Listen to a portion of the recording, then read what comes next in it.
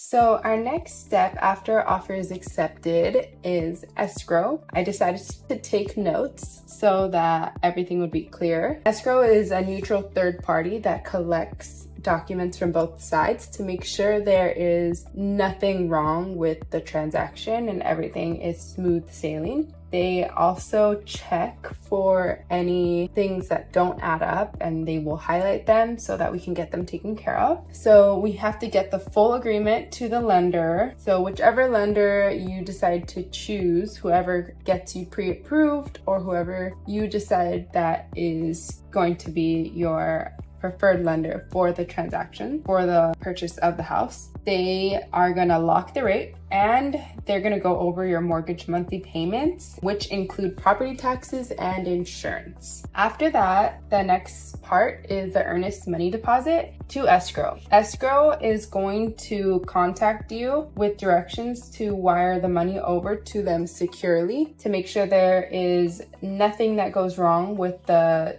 deposit. The next step would be home inspection. This is done within the first 5 to 7 days. The electrical, the plumbing, the roof, appliances, all of that is checked by an inspector in order to decide whether we need to ask the seller for repairs or replacements or ask for credit for anything that the inspector finds that might be a little bit wrong. Next is the seller disclosures. We can go over this in the office or over a Zoom call. Basically, they are documents that the seller needs to provide and they are required by law to fill out by the seller.